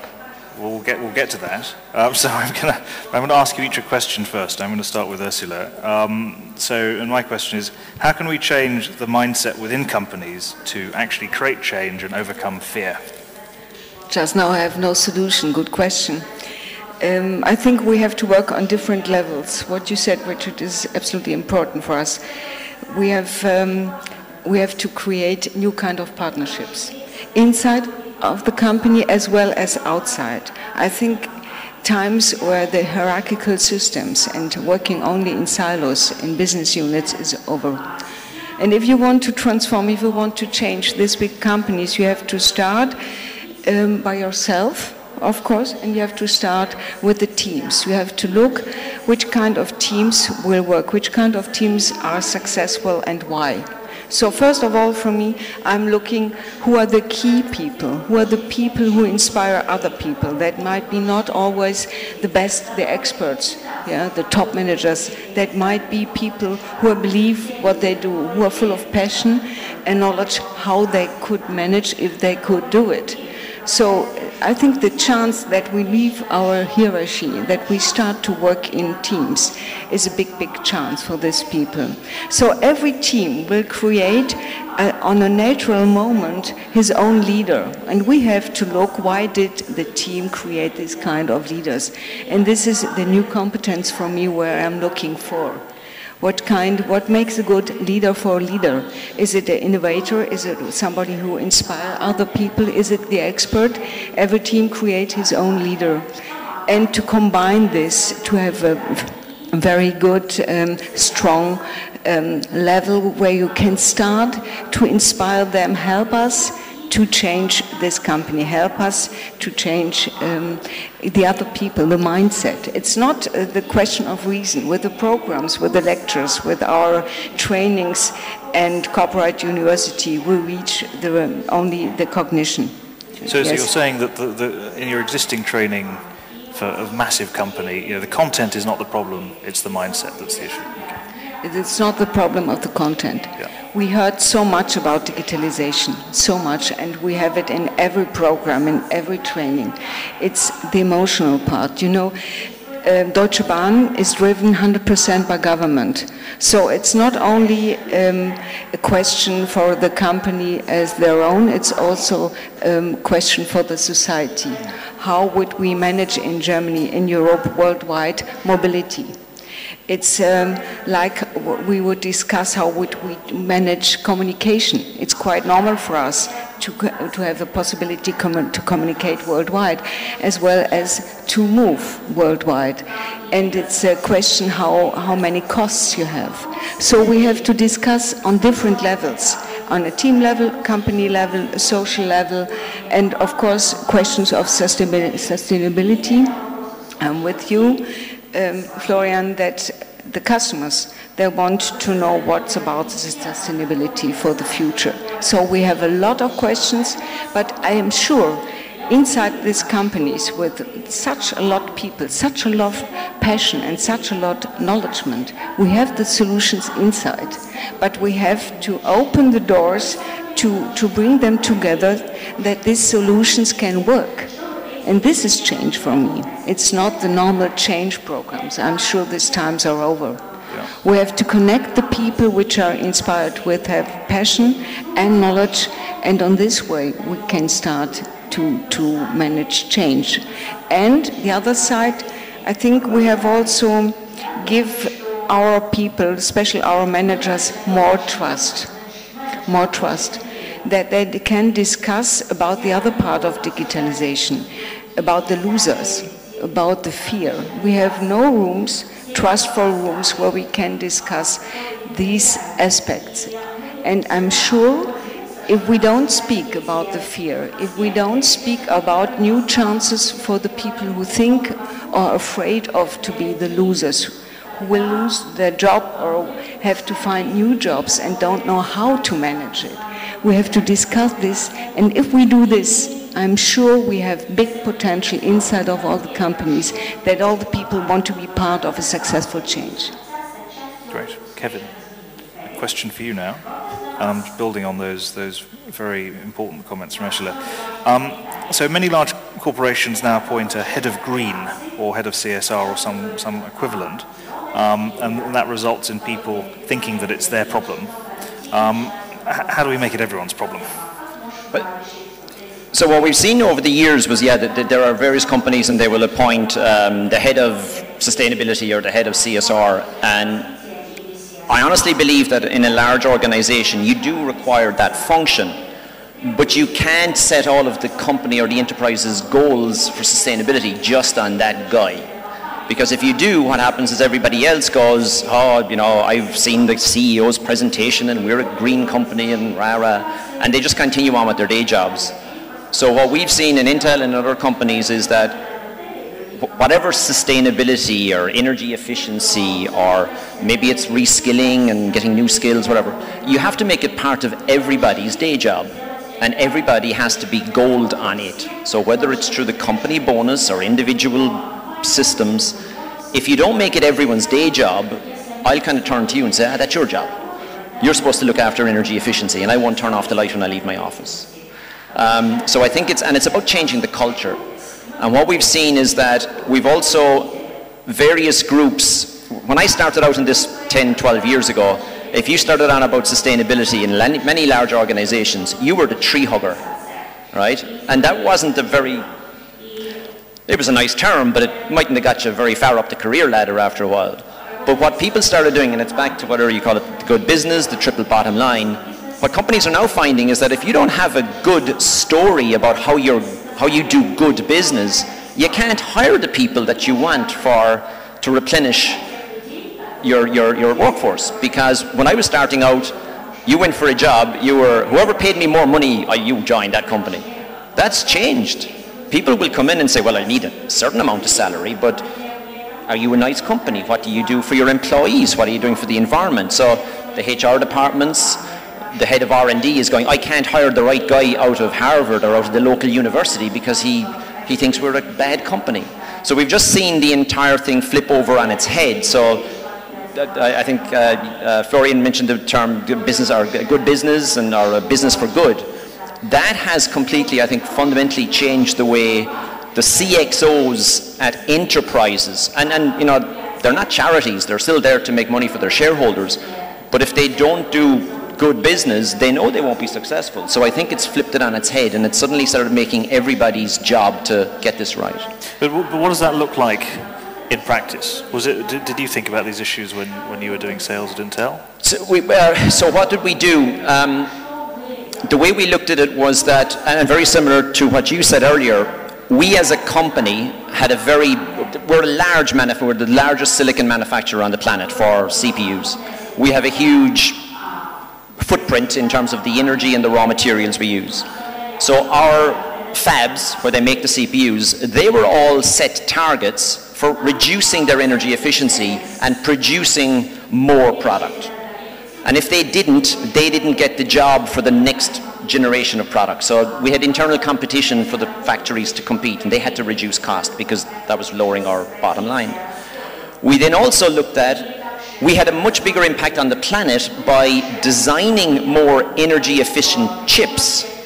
So when you had 1 billion PCs out there running, or 10 billion chips running the cloud, well, if you make them more energy efficient, you have a bigger kind of the knock-on consequences. And again, that was a competitive advantage for us, because if we didn't do it, somebody else would. And then it got into, and this is where it gets interesting. So in Intel, for example, we came up with a new company car policy.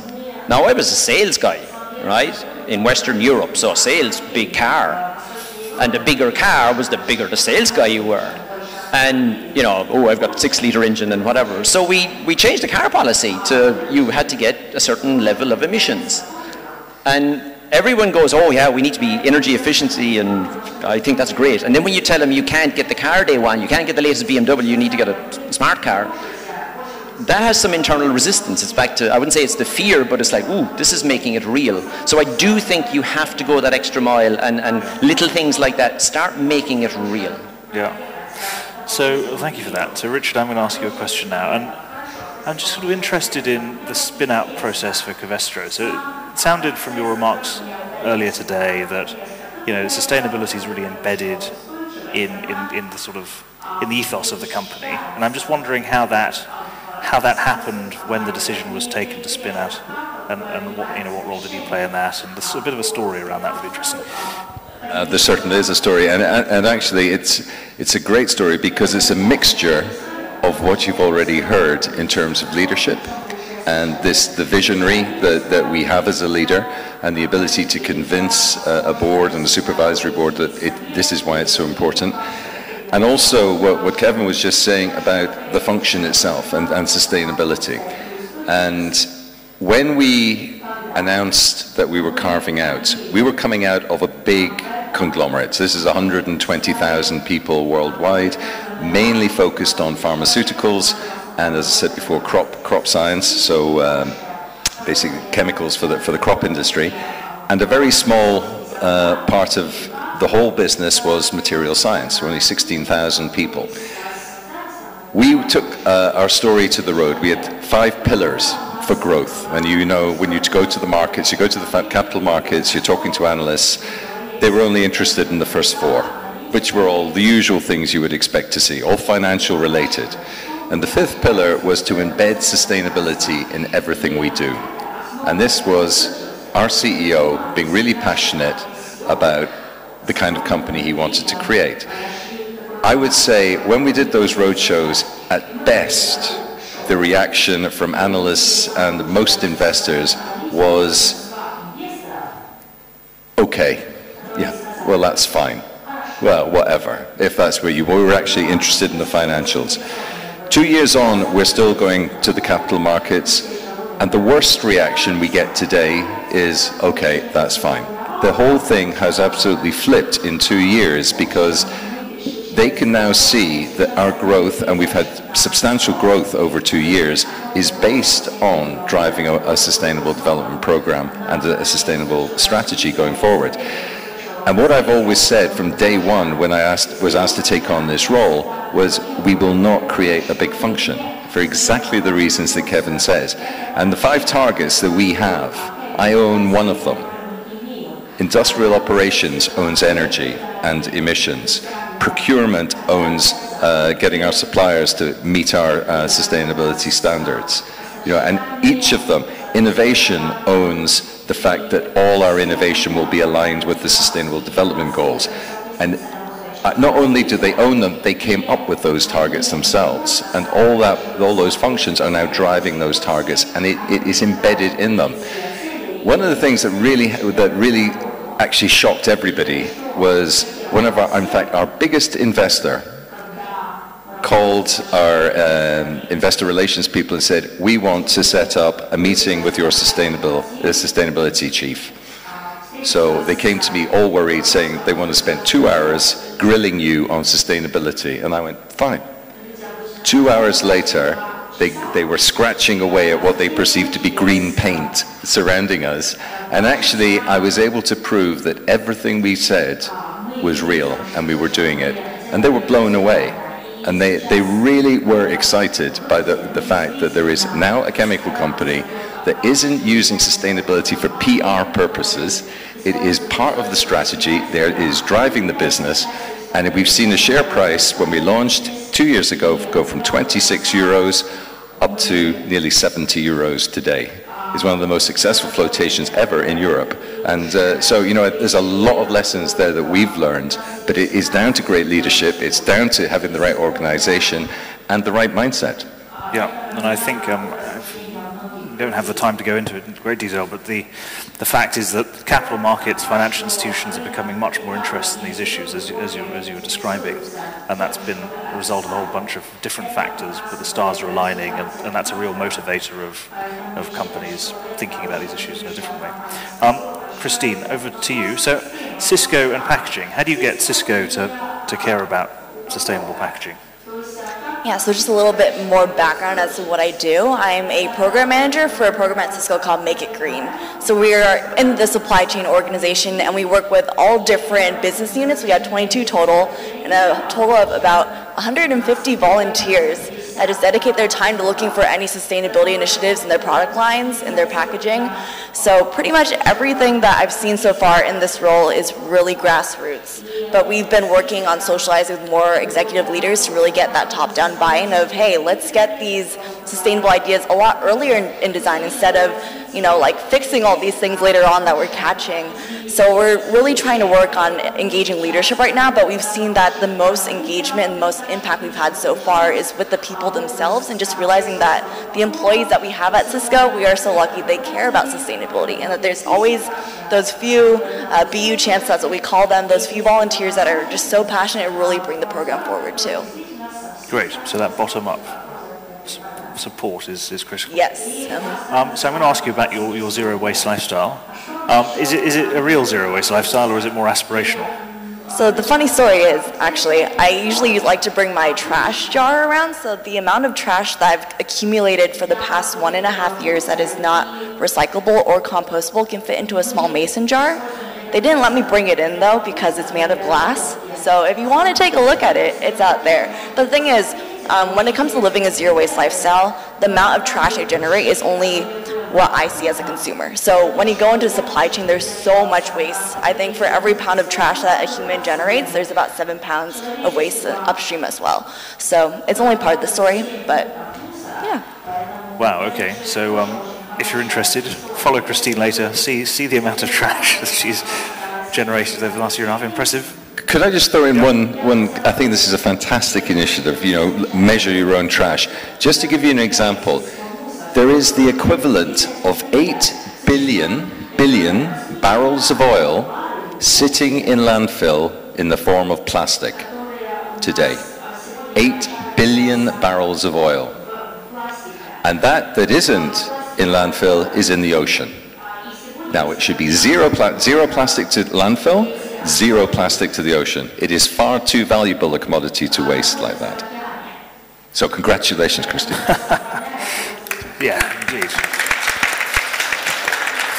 Okay, so we've got time for a couple of questions. I'm going to take a batch and then panelists will field them. Questions? Come on. No, they need coffee. Okay, all right, in that case. There's one. Yeah, lady at the front, wait for the microphone. Name and affiliation. Thank you. My name is Jeanette.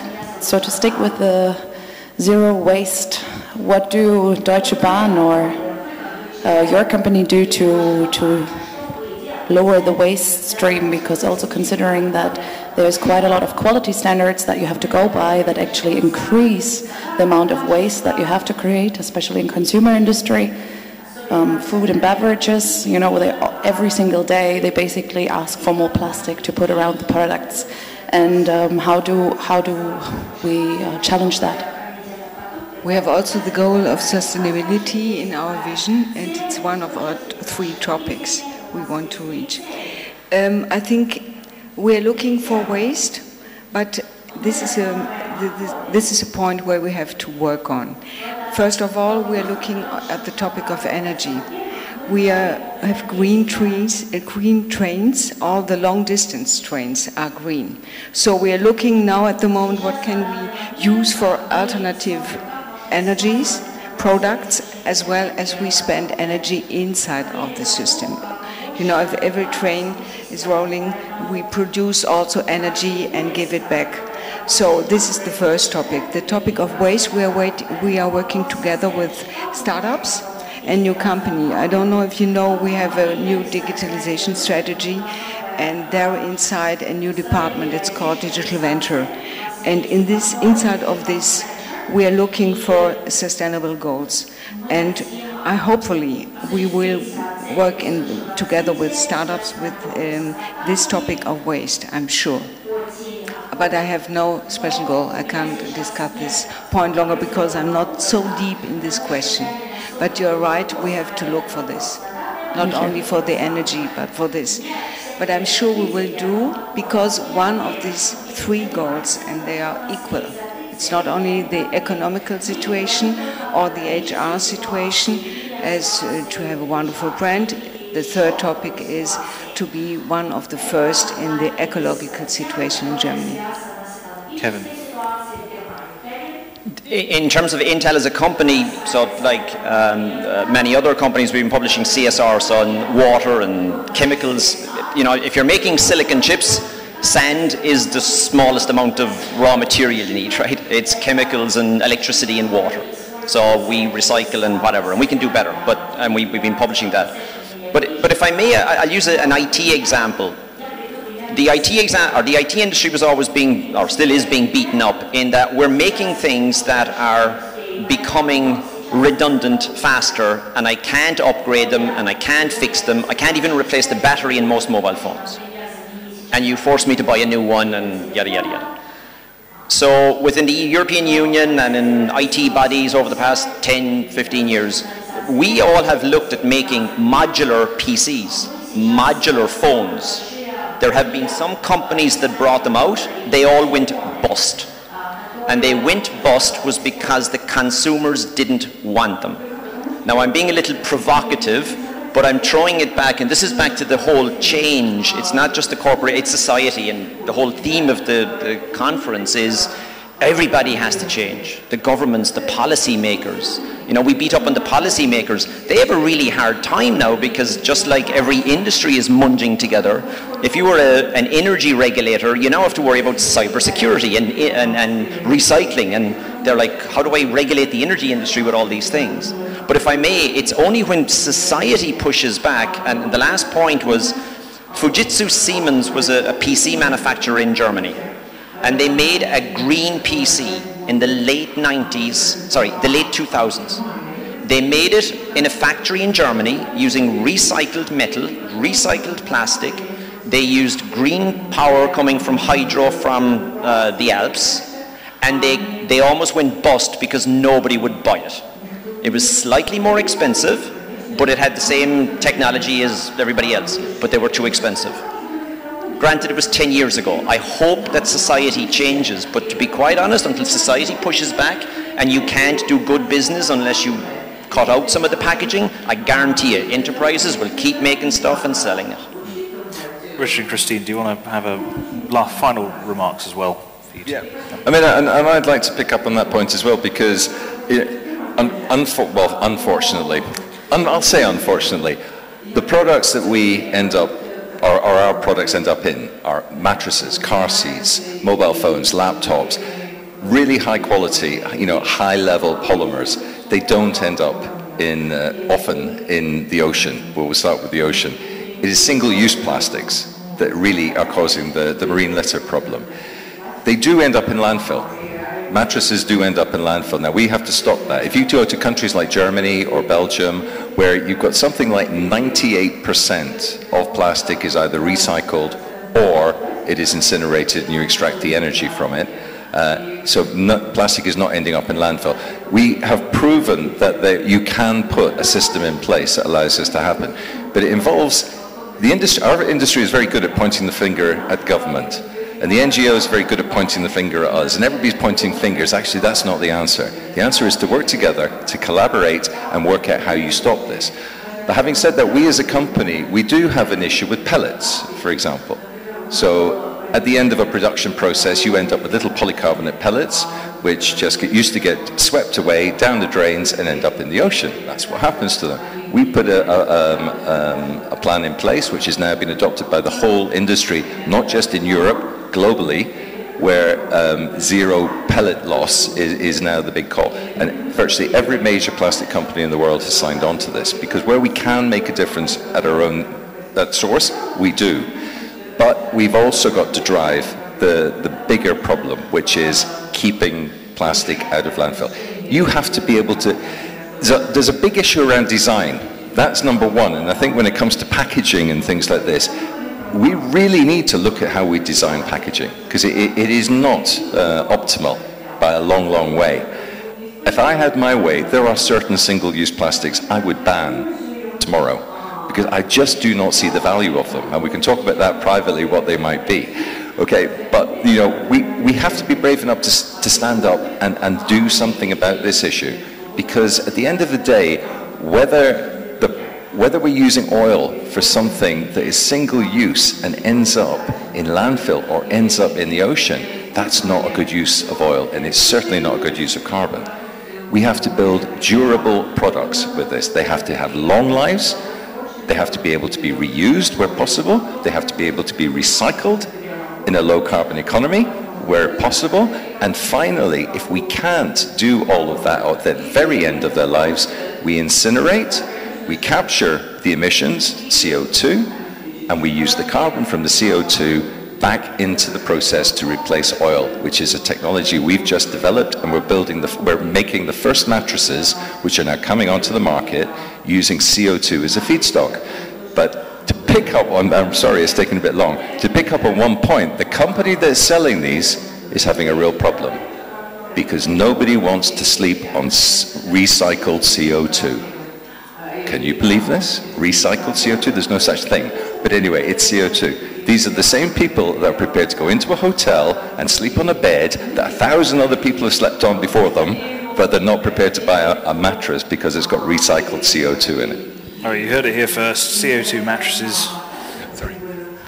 Christine? Yeah, final word to you. Yeah, okay, so I think a good idea to highlight is actually something that our company Cisco has taken up, which is the Circular Economy Initiative. So I don't know if you guys understand the concept, but it's by the Ellen MacArthur Foundation. It's a really great concept where when you make a product, you're taking it out of the earth, but the whole idea is that you're going to reuse and repair as much as you can before it hopefully never goes back to the landfill or back to the earth where, you know, all that value is lost. So what Cisco is doing is that we're repairing a lot of our servers, our routers, and our switches as much as we can. We're remarketing them and reusing them for many different companies and customers. So that's one great initiative that's going on right now. But the second, in regards to zero waste, is funny story. My senior director, he knows that I live a zero waste lifestyle, so he has given me the task to kind of show him the wheels of how that's going to work for Cisco in the future. So it's TBD.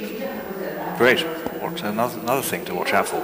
Okay, well, join me in thanking our panelists.